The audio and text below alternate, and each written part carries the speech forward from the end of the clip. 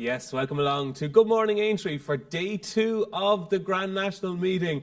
What a day it was yesterday, and what a day it was for the man to my left who won the Aintree Bowl, of course, with Jerry Colomb. I'm delighted to say Gordon Elliott has set his alarm, he's got up and he's joined us for Good Morning Aintree. Great to have you here, Gordon. Thanks for getting up so early and for joining us on the show. You've got some big runners today. But before we talk about them, we've got to mention yesterday, Jerry Colomb. God, he's a hardy so-and-so, isn't he? He's great. Yeah, he's a great horse, David. In fairness, he never knows when he's beat us. Is the answer. Jack said he probably didn't feel like he did in Cheltenham. He didn't travel like he did, but he was very honest and he was very tough. He certainly was very tough. How are you feeling this morning? Are you full of the joys of spring? Was it a good night last night? Or? We had a late night, yeah. But, yeah. Listen, that's what it's all about. Liverpool is probably a bit more relaxing than Cheltenham, but to get a winner on day 1, a grade 1 with Jerry Colomb was special. Yeah, not quite as much pressure as Cheltenham, but still plenty of pressure. In fairness to Gordon, he said, no, I'll be up, I'll be there on set at 8 o'clock, and he was, and he's sitting in that chair. Keith Melrose, great first day to the Grand National meeting. Some real high-quality fare. How was your day? Not so bad. I mean, I was on here yesterday, and you see that a lot of mine ran all right without necessarily winning. But it's a great day's racing, isn't it? And that the Bowl was a great thing to watch. Aintree Hurdle was couldn't get more dramatic than that either, could you? So, yeah, I've said it before. The Aintree meeting, certainly day 1, is as good as anything you see at Cheltenham, and it was again yesterday. And it was a great day for Jerry Colomb, for Gordon Elliott, and for Smartview. Tell us more. Yeah, well, it was 99 out of 100 on the scores. You know, we talked yesterday, spent ages talking about how the horses come out of Gold Cups and all that. Now, Smartview doesn't factor in things like bouncing from one race to another, from a Gold Cup to an Aintree Bowl. That's far too small a sample size. But it did basically say, and I treat Smartview like a little bit of an assistant, and it basically said to me, come on, big man, this horse has got so much in its favour. You know, it was scoring nearly 100 on all the metrics. And yeah, so he got the job done, and he showed he was, as Gordon said, he didn't look like he was at the level he was at Cheltenham, but everything was right for that horse to the point that he still had enough to get it done. It also had its on the line yesterday. Smartview is a top-rated winner, so a profitable day for Smartview again. Okay, so look out for your Smartview. Tom Nugent, Finders Keepers. We managed to give away a little bit of cash yesterday. Hopefully we'll give away a little bit more today. How was your first day of the Grand National meeting? And tell us more about Finders Keepers. First day of the Grand National meeting, DJ, was great. Some great storylines. Obviously, the Aintree Hurdle finish was fantastic. Jerry Colomb getting the job done in the Bowl was great as well. One of the great rides by Derek O'Connor, it's on the line. And a few storylines as well. Nicky Henderson back. And Ben Pauling signing off on a positive note after a hectic few days for him. So lots happening on day 1 of the Cheltenham, or the Aintree Festival rather. But easy mistake to make, Tom. Here we are. It is only 8:30 after all. But Finders Keepers is back with Paddy Power on today's show, giving away up to 100 grand across today's show. So make sure you have your Paddy Power accounts at the ready, because we'll be dropping in some cash shortly as the show goes on across the morning. Absolutely. It is Ladies' Day, of course. Just to touch on the Grand National, Gordon, obviously you've got a massive hand. You're going to have 8 runners in the race. If you do win the race, you'll become the joint most successful trainer in the history of the race. Obviously, Tiger Roll won it twice, and Silver Birch. You've got a strong team. I spoke to you earlier on this week, and I kind of said to you, you know, if I was to give you a free fiver, you know, what would you stick it on? And I barely had the question asked, and you said Delta Work. You think he's top of your team at the moment? Yeah, look, he's in great form, David. We're very happy with him. I suppose he hasn't been to Cheltenham this year. He's been to Cheltenham, but didn't run. Is that a help or a hindrance? It's probably a help, to be honest. He's coming here fresh. Look, Jack, I asked him when he wanted to ride Jack Kennedy. He didn't hesitate. He said Delta Work. I think the soft ground will suit him. You know, if it was better ground, I'd probably go for a couple of others, but I think Delta Work's got a massive chance. Okay, so Delta Work has a massive chance. Galvin is a horse who we know wants better ground, but speaking to a lot of people, I know even Tom Siegel said last night he doesn't think it's riding half as testing as we thought it was going to ride. Yeah, Jack actually said the same yesterday after the first. I said, well, what's the ground like? And he said it's soft, but it's not deep, he says. So, yeah, look, he's a classy horse. And he has been working well. He had a great run in Navan the last day. I wouldn't rule him out. Okay, you were going to say something there? I was going to ask her, because we talk about the ground. Now, Tom Siegel definitely thinks the ground isn't as bad. I've seen his 1, 2, 3, 4 he submitted. It's all horses that aren't necessarily going to want the deep ground. And Is there any Gordon Elliott horses in there? Well, no, I don't think there is, but I wanted to ask about one actually, because I thought if the ground was a little bit less testing than he thought, Chemical Energy interested me a little bit. Yeah, no, I'd agree with you. Look, this race has been the plan all year from. But I am worried about the ground. The better the ground, the better chance he has. That's right. Cause you never really you kept him off all the deep wind. And you know what? He runs well fresh. I mean, he's soft ground. He had that good form in the National Hunt Chase, didn't he, last season? He had a good run in the National Hunt Chase, but I think to see him at his best, I think the better the ground, the better he will be. And I'm now more hopeful than I was having seen the times yesterday. You know, I was sitting there thinking, you know, he's 50s or something, and it's an awful big price if the ground's not as deep as they're making out, and I don't think it is as deep as they're making out. The times yesterday, they were basically halfway between Racing Post Standard and that horrible ground we had at Aintree in December. You know, that was very deep ground. They were only going like a second to a second and a half slower than standard per furlong, which is an indicator of soft ground, but no worse. Okay, so we've touched on Delta Work, Galvin, Chemical Energy. The likes of Cocoa Beach is a horse that the public are really going to grasp because, you know, he's a grey, he kind of does his thing, he jumps. I can't believe, I think he's only 8, is that right? Cocoa Beach, maybe 9. Yeah, 8 or 9, yeah. But like, he seems like he's been around forever, doesn't he? Yeah, he's a great horse in fairness. Look at he jumps, he's exuberant. I could see him travelling as well as on him going 3 or 4 out, but just where he gets home in the second last with the weight he has, he's probably not that well handicapped, David. When you look at Corrick, Ramler, and them only a couple of hound, you know, around him. Look, he's a great horse. Every year he pops up and wins a big one, but I don't think the handicapper is very fair to him, to be honest. Okay. So there we go. That's Cocoa Beach, obviously, who has won plenty of big races. Gordon thinks maybe he's not particularly well handicapped this year. So with Delta Work, is it a case of he's not spectacularly well handicapped? We know that, but he's got a touch of class. He's won loads of Grade 1s. And do you think the experience of last year will stand to him as well? I think it will. I think he at home, for me, he's moving a lot better. He's working a lot better, and he's coming into the race very fresh. I'm happy with the horse.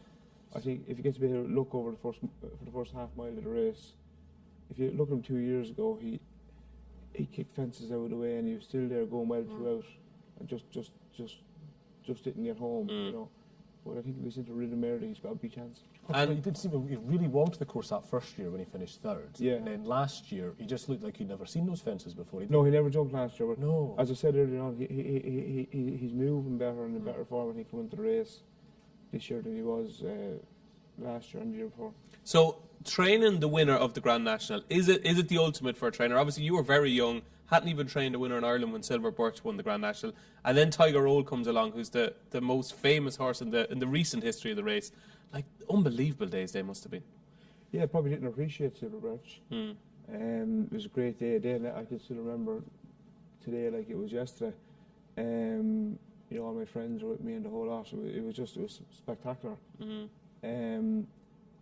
But Tiger Roll especially, you know, it's the second year he won was just. It was something I'll never forget. Is it up there at the top of the pecking order of your list of achievements?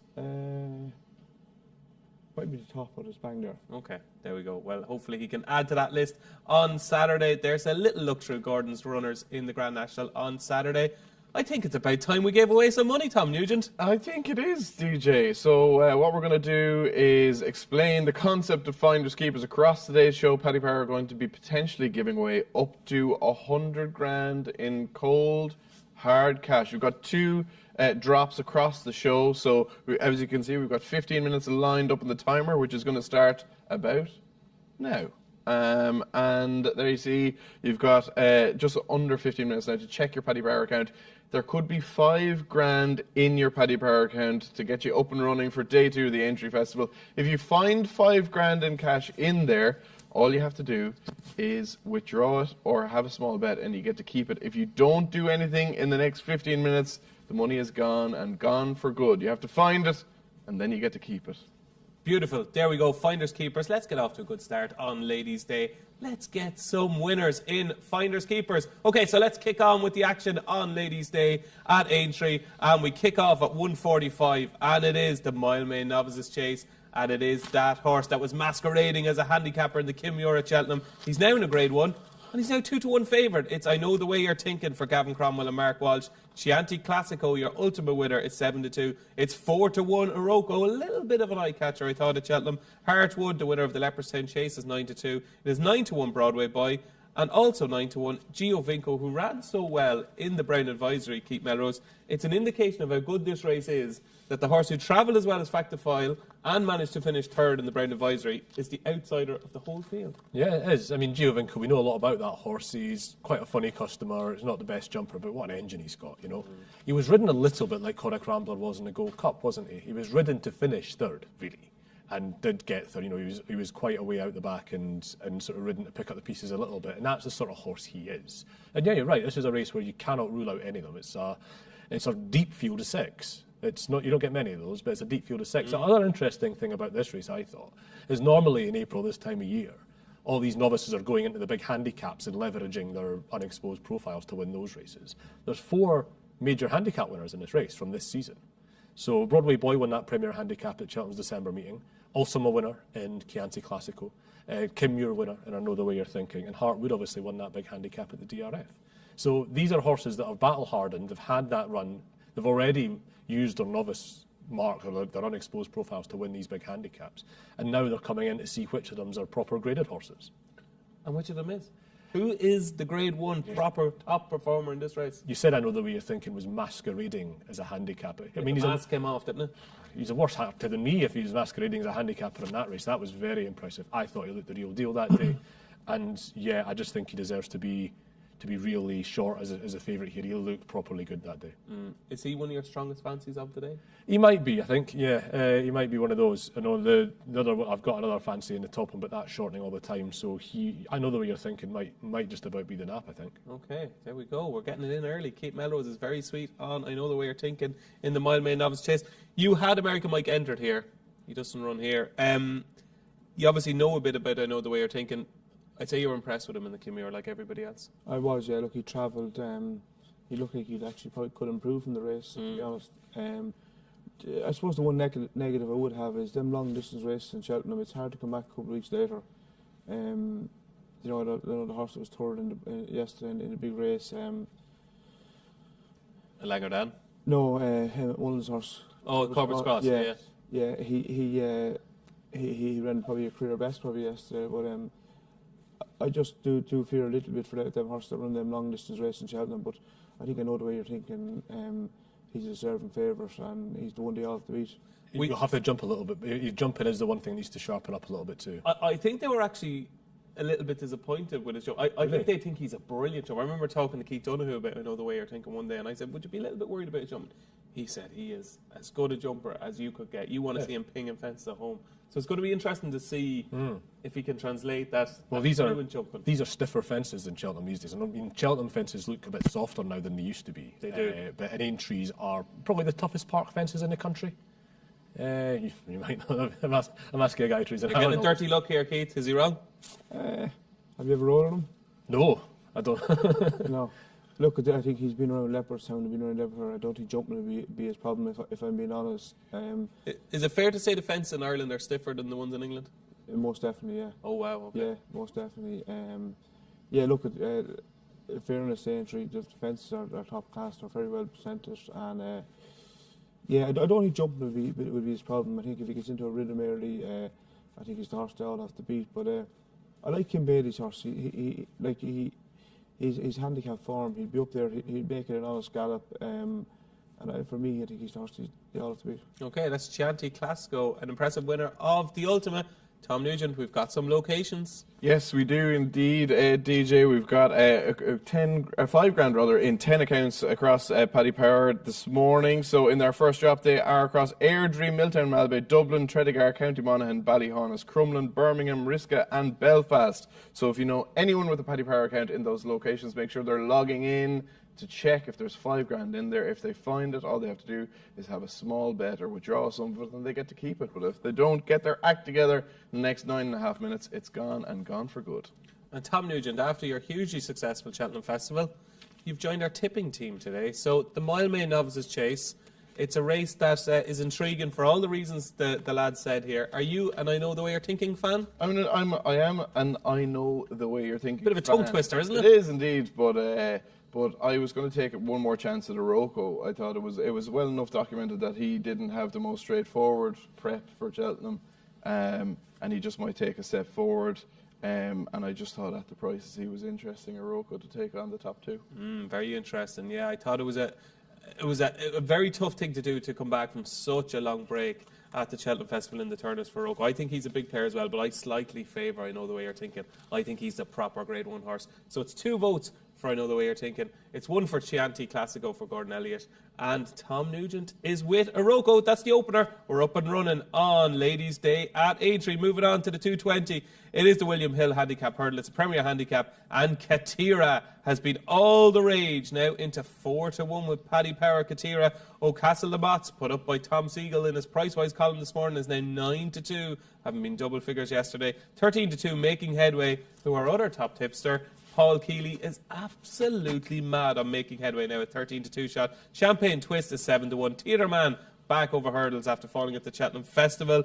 Over fences is 15-2. 8-1 in the water side. 10-1 Django Bay. It is 14-1 Sonagino. And 14-1 Gordon Elliott.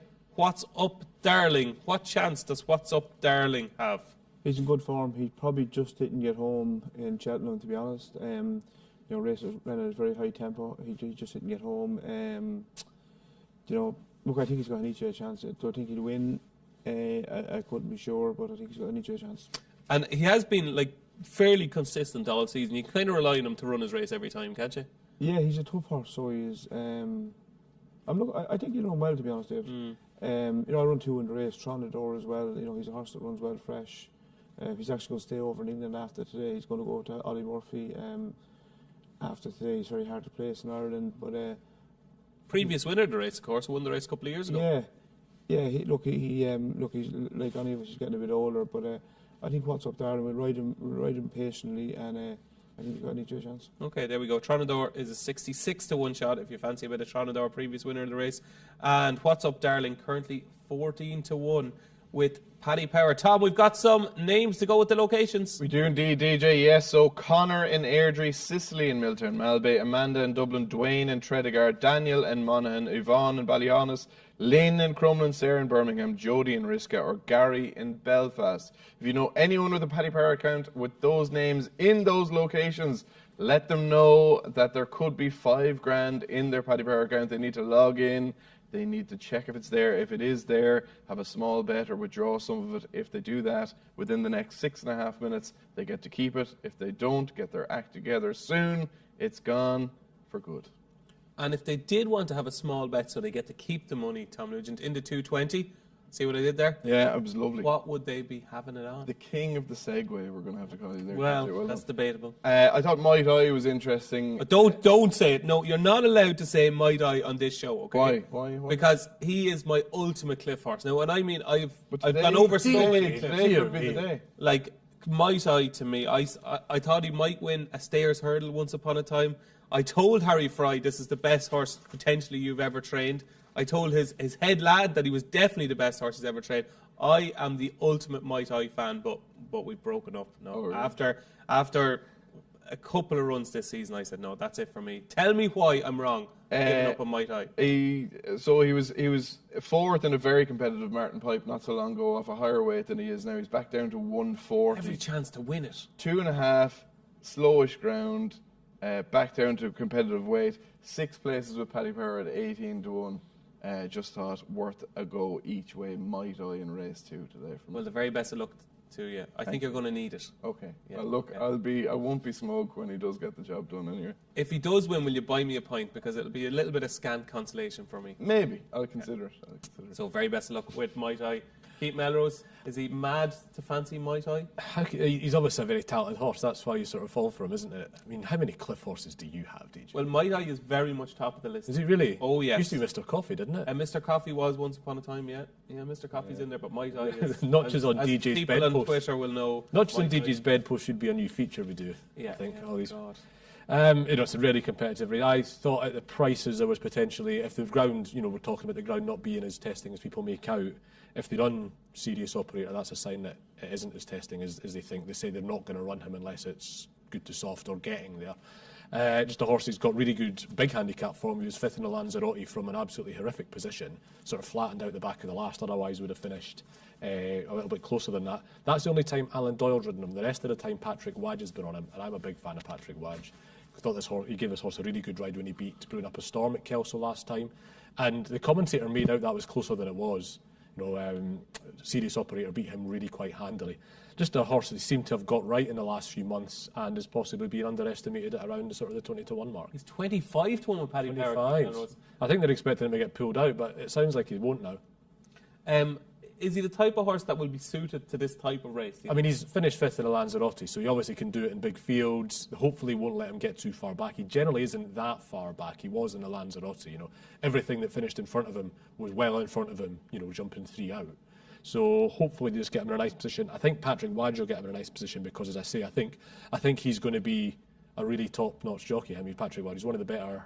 I like him. Yeah, he's one of the best conditionals probably in Britain at the moment, I'd say. Really top and up-and-coming rider. So, yeah, there's a lot of horses you can make big cases for here. This horse has got a good winning strike rate, a horse they've got right, possibly being underestimated how progressive he is. Okay, so we've got Serious Operator at 25 to 1 shot.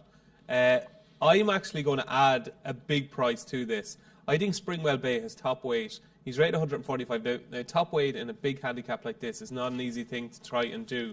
But I thought at the start of the season he could progress into a stairs hurdle type. I'm not sure he's an out-and-out stayer over 3 miles. I think a fast run 2.5 miles is exactly what he wants. I think he's a huge price, Springwell Bay at 20 to 1. And I have a feeling the class might just prevail here. So we've got a 20 to 1 shot with Springwell Bay for me. We've got a 25 to 1 shot in Serious Operator for you. You're 14 to 1 about What's Up Darling. And Tom Nugent, for his sins, is with Might I, currently an 18 to 1 shot with Paddy Power. So there you go. That's a seriously competitive handicap hurdle, the second race on Ladies' Day at Aintree. And you know what you'd love? You'd love some free bets. Here's how to get them.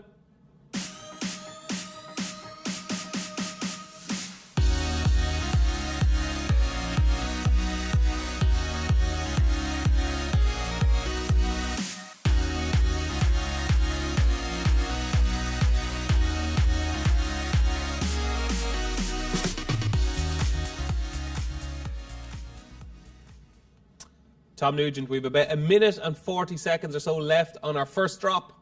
Yeah, we do, DJ, but it's not looking good. We need to get people logging into their Paddy Power accounts. There's $5,000 in there. You've just got 90 seconds to find it. If you know or are indeed a Connerin, Airdrie, Sicily and Milton, Malbay, Amanda in Dublin, Dwayne in Tredegar, Daniel in Mona and Yvonne in Ballyhonus, Lynn in Crumlin, Sarah in Birmingham, Jody in Risca or Gary in Belfast, there's $5,000 in your Paddy Power account. You need to log in. Have a small bet or withdraw it, you get to keep it. If you're not there in the next kind of 70 seconds, it's gone. So make sure you're getting onto your Paddy Power account. If you are a Paddy Power account holder, log into your account. There could be $5,000 there for you. Okay, let's move on to the real serious stuff now. It's the 255.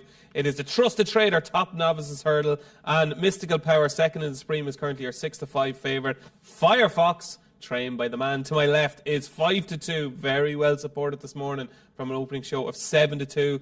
Dice Sardinos, who of course missed the Mayor's Novice Hurdle Cheltenham, also been nibbled that into 4 to 1. It is 11 to 1 Mr. Giff. Lump Sum is 22 to 1. 33 to 1 Look Away. Personal Ambition is 40 to 1. And the non-runner, of course, is Golden Ace. Golden Ace, the Mayor's Novice Hurdle winner Cheltenham, is out, unfortunately. So we are deprived of seeing how she would get on against the boys. But Gordon Elliott, we spoke this morning before we came on the show when we were coming up to the hotel, and I said to you, my banker of the day was Firefox, and you said I wouldn't put you off. Yeah, no, he's in great form, David.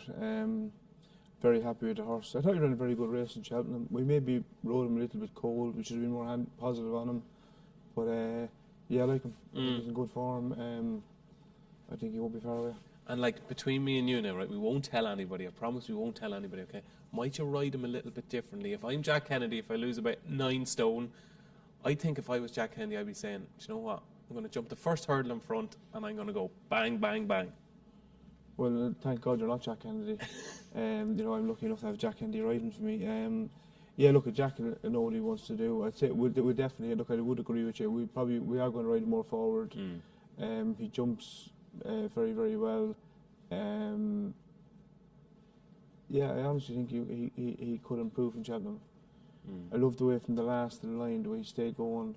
I think three hurdles, in the last half mile of the race will really suit him. Yeah, I think he'd take all the beating. Okay, I hope you're right. My theory on Firefox is this. He ran in the Alder as an ace. That was the first week of January. And he obviously wasn't right that day. It's a long time between the first week of January to the Supreme at Cheltenham. And I just thought coming down the hill, as you say, you were probably riding him with a little bit more restraint. And I just thought coming down the hill, when the pace really quickened, because he travelled and jumped beautifully, I thought it was a little bit of a shock to the system. And then he kind of ran into the back of Teller Dename, who was backpedaling. And at that stage, I kind of thought he's going to fall out the back of the telly. And he really stuck his neck out up the hill. He was only beaten 5 lengths in the Supreme. I think you'll see a different Firefox today. It's a big ask, obviously, to try and turn around that form with Mystical Power. I think he can do it, Keith Melrose. Do you? I've narrowly come down another way, to be honest. Mystical Power just looks like... Be honest, you can tell us we're wrong. No, Firefox is a very good horse, and I can see the reasons why he might improve from it. I was siding with Mystical Power. He just looks like he's got all the ability in the world. You know, he probably is a little bit funny. He wanted to hang really quite seriously left in the Supreme, but God, didn't he have to come there to win that race? And you know, this race has got, I mean, the same applies to Firefox, but a lot of horses that place in the Supreme come on and win this race, and we don't have Slade Steele in this race. And yeah, I can see it being between those two. Mystical Power shows the obvious class to me, so I'd side with him, but it's not a race I've got a particularly strong view on. Okay, a tentative vote for Keith Melrose for Mystical Power is currently Paddy Power's 6-5 favourite.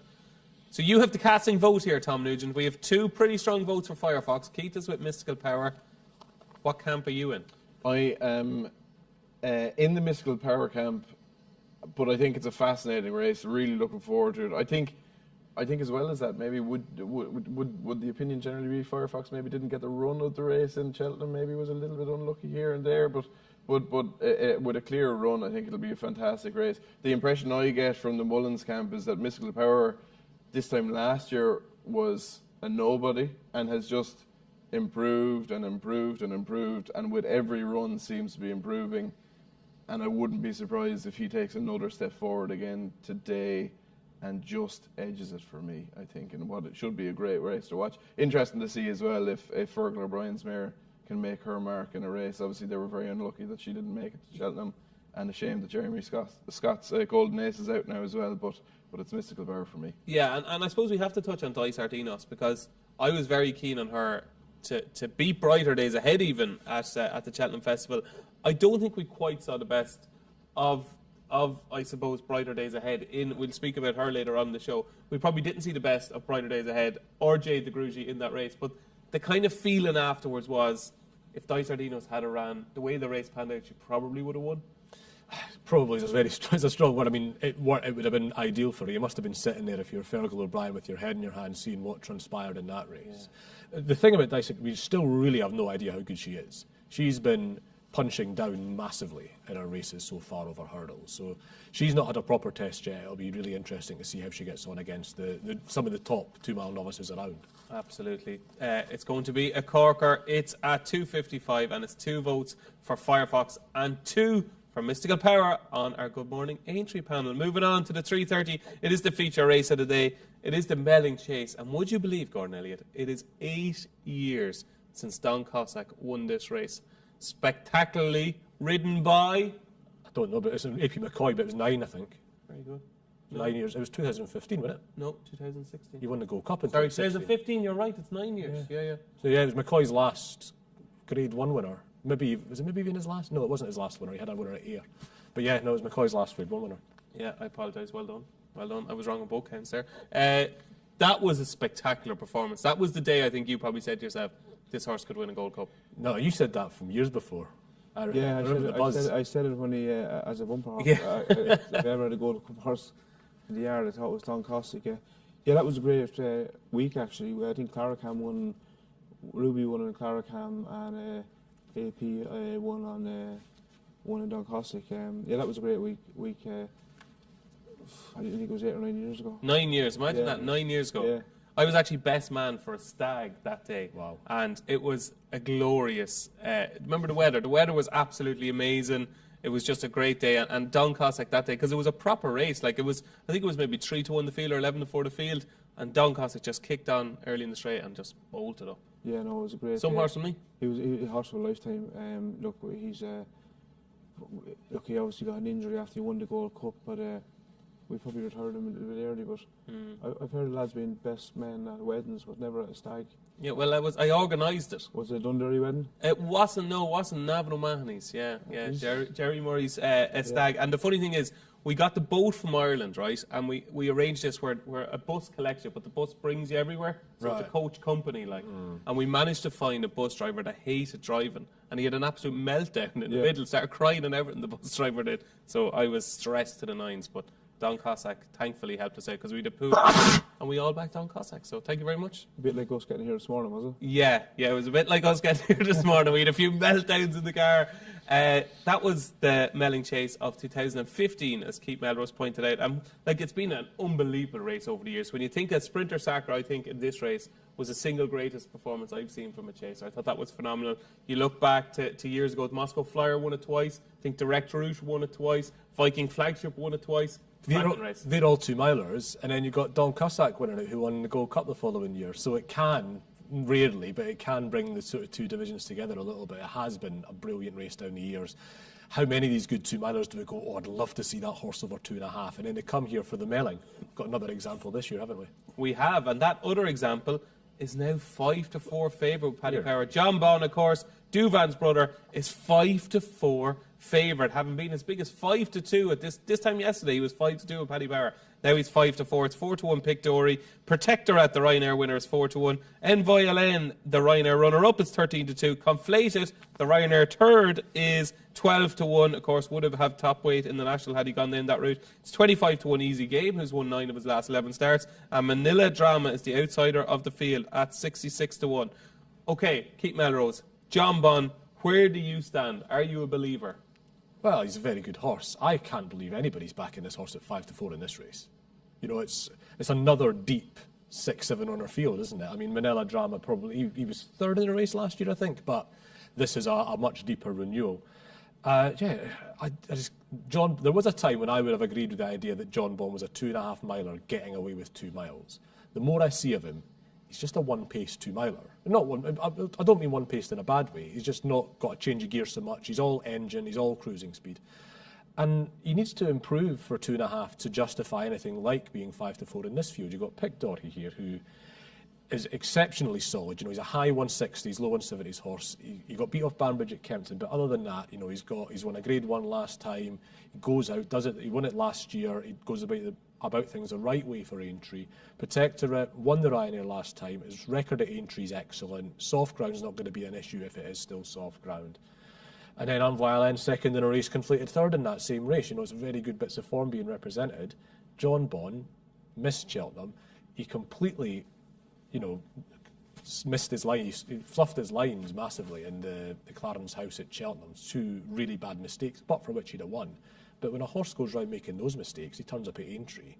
The price is mad to me. Yeah, 5-4 is looking pretty skinny now. But he has won 12 of his 15 starts and finished second in the other 3. So he is tremendously consistent. So 5-4 isn't a good price about John Bond. What do you actually think is value in this race? I mean, my main take on the race is John Bond is terrible value, and you can take about 5 against him that have got better chances than their price as a result. The option's Pick Dory. He's a selection. He's going to have been aimed at this race. He's very solid. He's not going to make those mistakes that John Bond made when he got beat in the Clarence House last time. Pick Dory doesn't make those mistakes anymore, really. He used to as a novice. It took him, weirdly, you wouldn't think this now, but it took him a year as a novice to get jumping fences. But now, show jumping rounds from that horse, isn't it? He's a really, really good jumper. And yeah, he's an exceptionally solid option. This is actually the featured Smart View race today, and Pick Dory's top because he's got so many things in his favour. You know, top connections, really good course form, absolutely set at 2.5 miles on a flat track. And, you know, he's only 3 or 4 pounds off John Bond's level of form, really. John Bond, for all his consistency and for all what he's shown, has never really broken into that championship level of form. You know, he's low 170s on RPRs, which is grade 1 quality and borderline championship quality, but a champion chase winner would get mid 170s.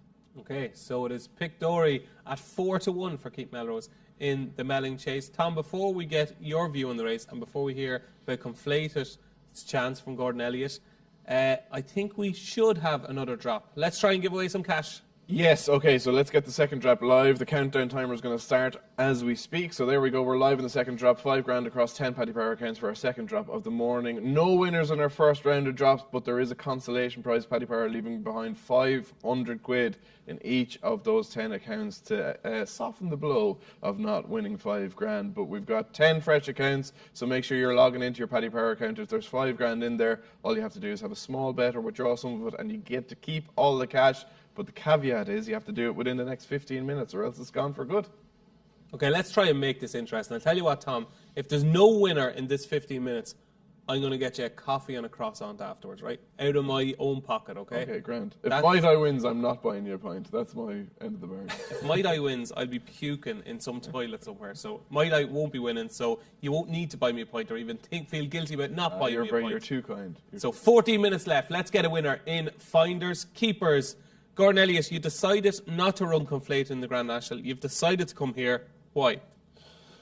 Look, it's obviously Conflate at top weight in the National, and we're obviously a bit worried about maybe staying the trip in the National with the softer ground. But I think this is probably come up to be one of the best races of the week, competitive-wise. I think it's going to be a massive sway to the Trainers' Championship. You know, you've Willie, you've Dan and Paul all that are going to be very anxious to win this race.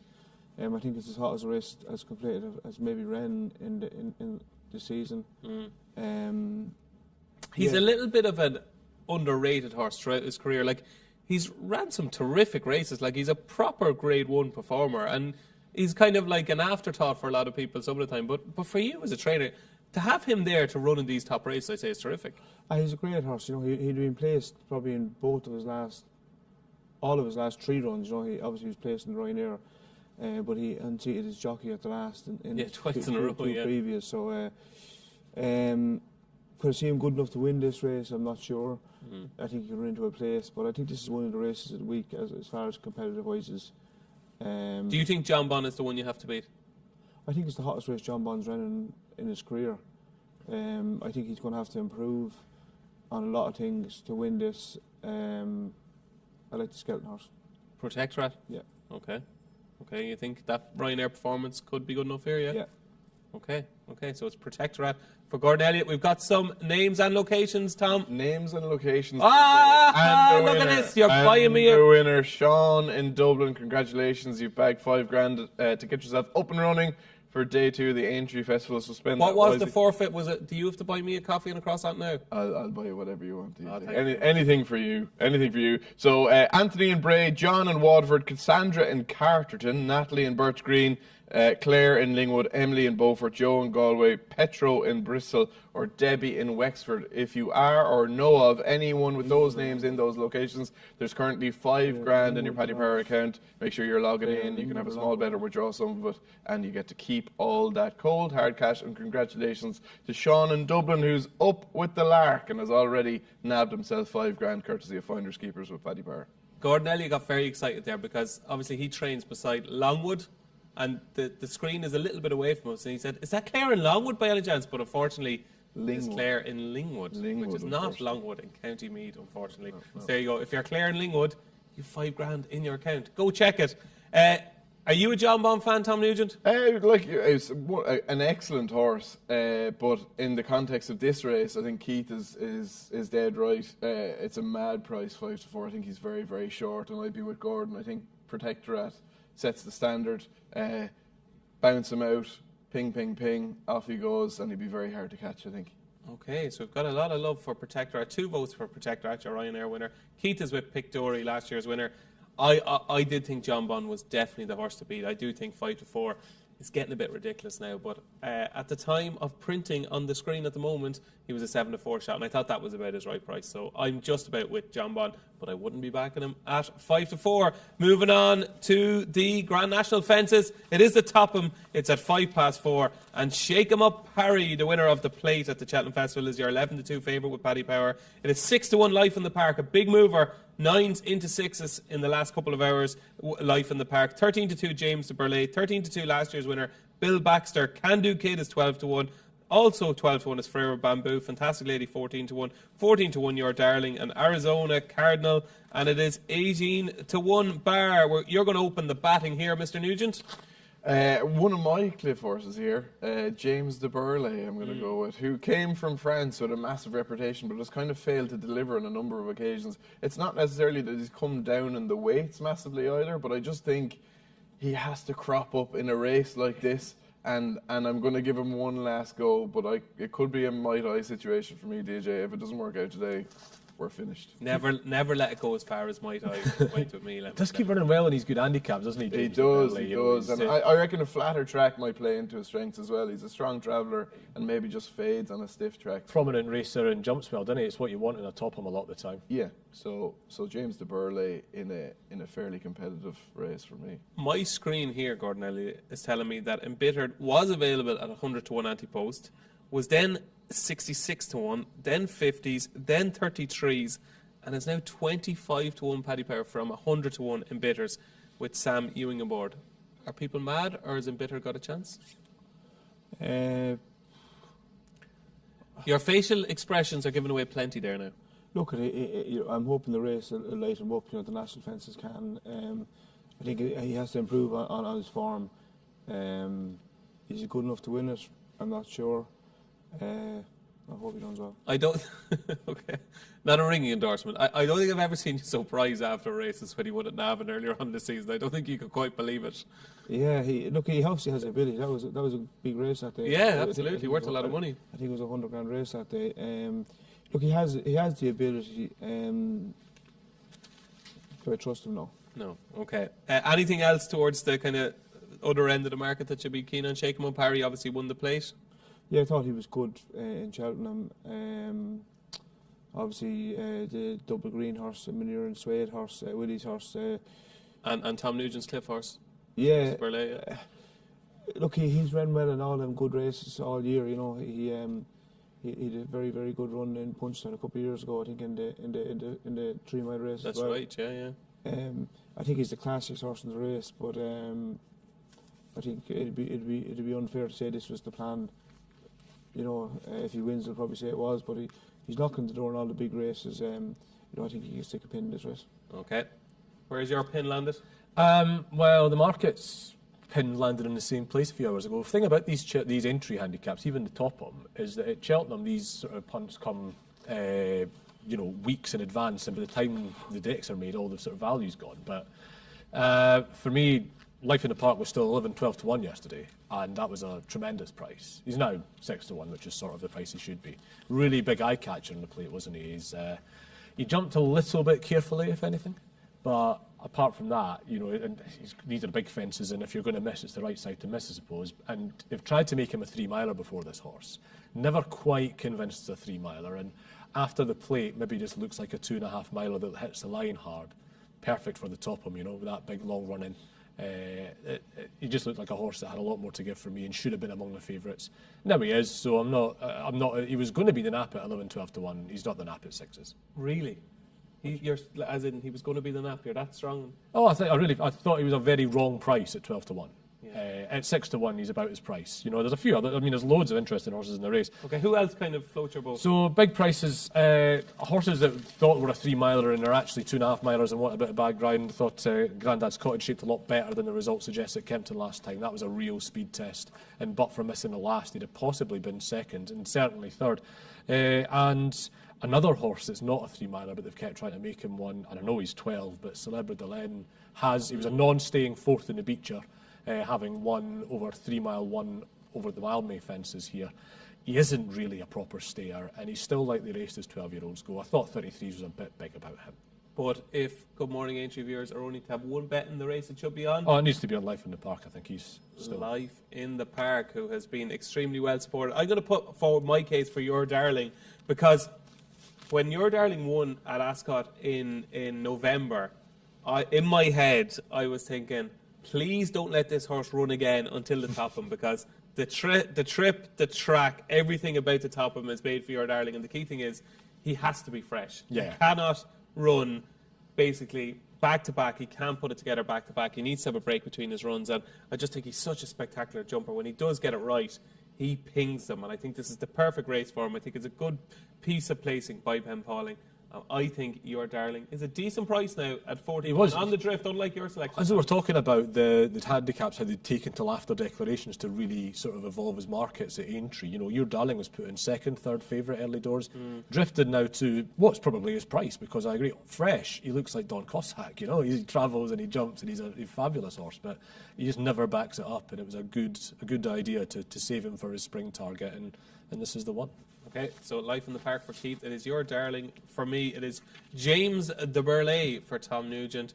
And I think your selection in the end was probably James de Burleigh, was it? Yeah. Yeah. I don't think he's any Don Cossack. No. I don't even think he looks like him, to be honest. Yeah. I think James de Burleigh, if he comes back to his early form, I think he's the horse they all have to beat. There we go. That's the Topham. Always a fantastic spectacle. We have 4 minutes left on our final drop, Tom. Yes, we do, DJ. Only one winner. Sean in Dublin has nabbed himself $5,000 courtesy of Finders Keepers, but we still have 9 accounts with $5,000 in there for the next 4 minutes. Anthony in Bray, John in Waterford, Cassandra in Carterton, Natalie in Birch Green, Claire in Lingwood, Emily in Beaufort, Joe in Galway, Petro in Bristol, Debbie in Wexford.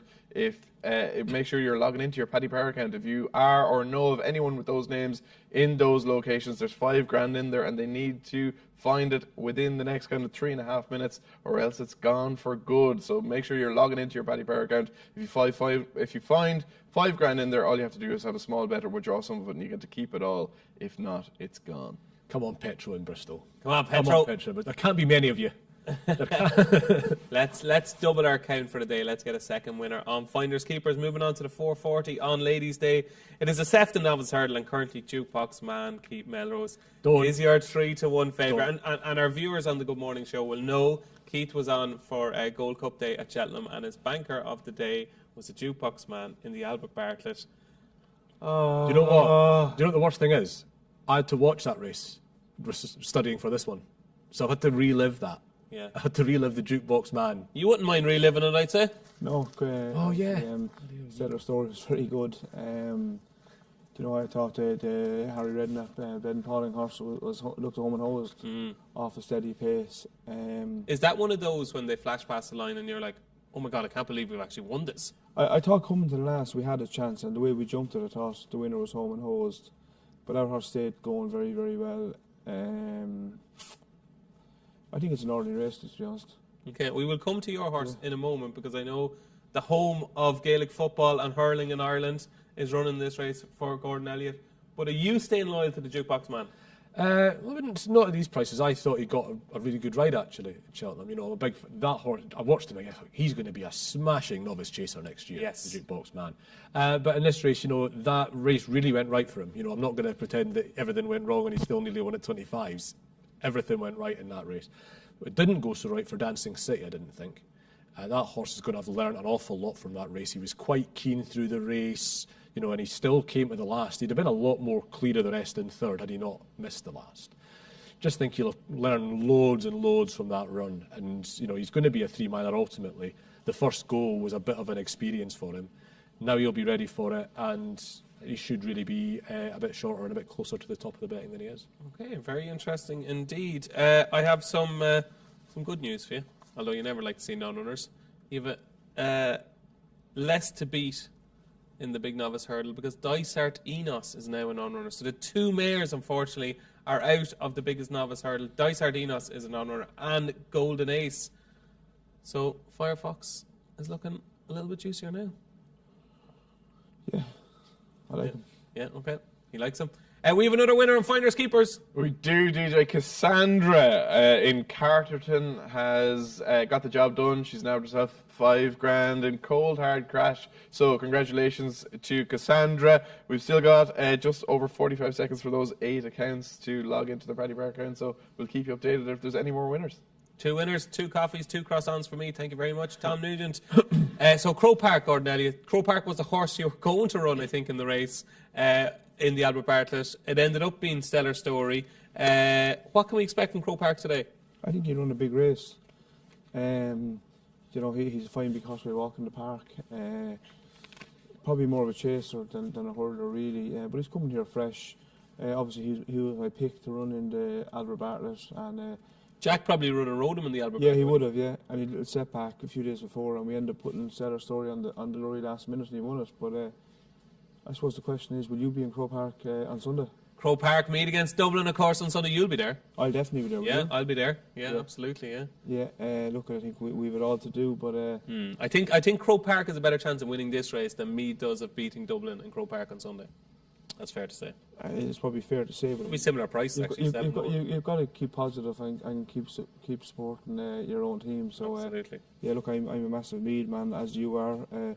But I think we have it all to do against Dublin on Sunday. I think so. Very best of luck with Crow Park. I think you're quietly confident of a big run from Crow Park. Tom Nugent, what do you fancy in this? I wouldn't be a huge believer in the gospel according to the Albert Bartlett this year, so I'm going to go with Shanna Bob, who maybe looks like a horse with a bit of potential to improve, raw, and a lot of scope to improve. And I just think having missed Cheltenham and coming here could be a significant tick in the right box for him. So Shanna Bob for the dynamic duo of Nicky and Nico. Did we see enough yesterday to think that the Seven Barrows team were back firing on all cylinders? Sergino obviously was vastly superior, didn't even jump well and still won very impressively.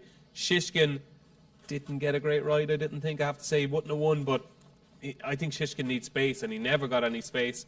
So they obviously ran reasonably well, it's fair to say. Reasonably, but if you're going to get into the weeds on it, your sample size is still way off before you can say with any confidence whether they're fully back or not. It makes a good headline to say they're back, but it still remains to be seen whether they're still all firing on all cylinders. Yeah. Moving on to the 5:15. It is the final race on Ladies' Days, the Alder Hay Handicap Hurdle, and Maiden Street Princess 4-1. Go Dante for Ollie Murphy's 11-2. Densworth is 15-2. Z-Band 15-2. Borussia is 9-1 along with Eagles Reign, and it is 10-1 bar. Gordon Elliott. Yeah, look at I suppose going back to the whole Nicky Henderson thing. It actually boils me to listen to Nicky's horse running good, running bad. Nicky Henderson for me is probably one of the straightest trainers there is in the world. The fact he's running his horses the way they ran yesterday, I'd have no reason about his horses whatsoever. Thought Nico was excellent on the juvenile horse yesterday. Yeah, I think. What's it like for a trainer? Like before racing yesterday, 2 people said to me, "Oh, I'm not sure about Jerry Colomb. I'm not sure Gordon's horse are running that well." That must be infuriating. I was in the cold list yesterday. I picked the racing post up yesterday, and I was obviously on the cold list. I hadn't a winner in 10 or 11 days, but I think we hadn't a racing in 9 of them days, and we had 3 winners yesterday. So look at I'm not having this Nicky Henderson, Nico the Bombville thing. For me, Nicky Henderson is one of the greatest trainers of all times, and the fact he's running his horses, the fact he didn't run them in Cheltenham, it just shows how classy and how good he is, and I'm not having people taking the back off him. He's for me, he's right up there. He's right up there. Well said. Ted Hastings, any chance? I'd have fared better ground. I think he'll be travelling well 2 out, maybe down to the last. He could be still on the bridle, but from the last to the line will be a worry. Aidan Ryan, his owner, he had a good winner last week. He's a very lucky owner. That's what he is. He is, and he's good. He's a good man. He enjoys the crack. He had a good winner for Edward O'Grady in Leopardstown last week. Maiden, Look, I could see him travelling well between 1 and 2 out, but will he win or not, I wouldn't be sure. Okay. Keith Melrose, I actually thought that Go Dante, Period Cup winner, was just really solid here for Ollie Murphy. He tends to target a horse at this race. He had plenty of place horses in the race over the years. I thought 11-2 was very fair. Yeah, I mean, he is that sort of horse, isn't he? And he has got a lot going for him. Dylan Johnston taking 5 off as well. He's sort of the buzz conditional in Britain at the moment. So yeah, could absolutely see it, and lots of horses that you can make claims for in this race. And the one I'm going for is just one of the law. It's Eagles Reign. For anybody that obviously will remember Glen Eagles racing, we've got a son of Glen Eagles here that's shown all his form in the mud. He's actually got a flat pedigree, and a flat pedigree that's not geared towards soft ground. But his form's all in the mud, and he turned up and run that excellent race in the Fred Winter at Cheltenham.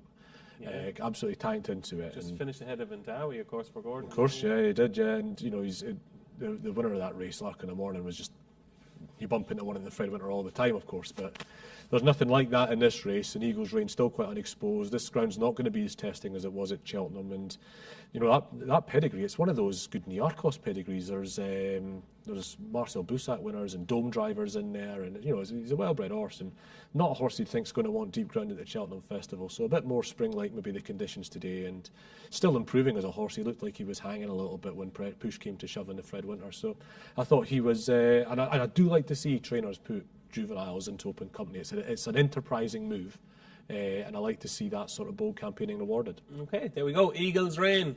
Very quickly, Tom, what wins the finale? Going to keep it very simple. Maiden Street Prince for Charles Burns. If you look back at his maiden hurdle win in Limerick at Christmas 2022, second was Safrur, third was Aim Deji, fourth was Shambelly Kid, and fifth was Food in Brazil. So a pretty good maiden hurdle. Lightly raced since, obviously short in the betting, but 1, 2, 4 with £3 off with Philip Burns. I think he's the right favourite and could go very close. Okay, there we go. Those are your 7 races on Ladies' Day at Aintree. Before we get our all-important charity bets, and we had 2 winning charity bets yesterday, so we're on a good roll. Gordon Elliott, looking at our app here, as you can see on the Racing Post app, he's very special. Elliott and O'Leary waltz off with €300,000 Aintree sales smasher.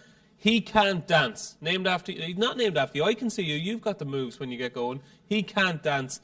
It's always good to be building up young talent in the team, and it looks like you've got another gem here, and He Can't Dance from Rob James. Yeah, look, he looks a nice horse.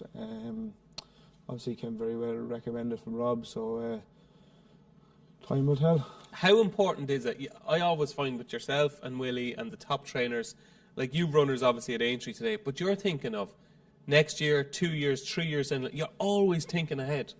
Look, we've got to keep restocking. It's something that I'm very conscious of. But look, it's when you go through these sales, it's a minefield. You're hoping you're going to get a gem. This horse, look, for me, he was the standout horse at the sale. Very good individual, great walker, good mover. He showed a good attitude when he won, so hopefully he'll be lucky. Yeah, and a couple of years ago, we thought Eddie and Michael O'Leary were leaving the game. I did an interview with them. They were leaving the game. They never really went away. We managed to grab them back in, and they're terrific supporters of the game. They're investing, pumping huge money into the game, and I don't think Irish racing without Gigginstown, it would be a funny place to be, wouldn't it? It would for you anyway. It would for me. Yeah, you'd be out on the road. Yeah, look as well. I don't know if I'd be out on the road, but look, to be honest, Michael and Anita, Eddie and Wendy, George Gigginstown. Look at Michael's got behind me since I started training, and every day is your last day with Michael. You got to get. He's a performance man, and he wants it. But for me, he's one of a lifetime. Yeah, absolutely. There we go. That is the future. He Can't Dance could be the future. We could be sitting here next year talking about He Can't Dance, and a few people will be, I'd say, not dancing tonight. But here we've got our charity bets for Ladies' Day at Cheltenham. I'm very much with Firefox, as is Gordon, so our €50 charity bet, hopefully with more money going to the Injured Jockeys Fund, going on Firefox at 2-1. I know the way you're thinking for Keith Melrose at 9-4, and you're with Protector, Tom? Indeed, yes. Looking forward to him putting in a bold showing, hopefully, for the Skeleton team. Okay, there we go, and that is it. That is our Day 2 preview for the Grand National Meeting. My thanks to Tom Nugent of our sponsors, Paddy Power, who will be back tomorrow giving away £100,000 in cash on Finders Keepers. Keith Melrose, thanks for joining us for the last 2 days. Very best of luck with all your selections today. And Gordon Elliott, thanks very much for coming in here this morning, early, 8:30. It's not easy for trainers getting up at 7:30 in the morning. We were kind of stuck in traffic on the way here. Every red light going seemed to hit us. So you did well to get here. Well done. Yeah, no, thank you. Great to be here. Did you enjoy it? I did enjoy it, actually. Yeah. Look at, it's not really my cup of tea, but I enjoyed doing this. You're driving. I can't say I enjoyed as much, but No. good to be here. No, I was cursing all them red lights. But we got here, we got there in the end, and we got our preview of Ladies' Day at Aintree. If you're going racing today, enjoy it. And don't forget, we are back, same time, same place, on Saturday morning, 8:30, to preview the Randox Grand National. Have a great day.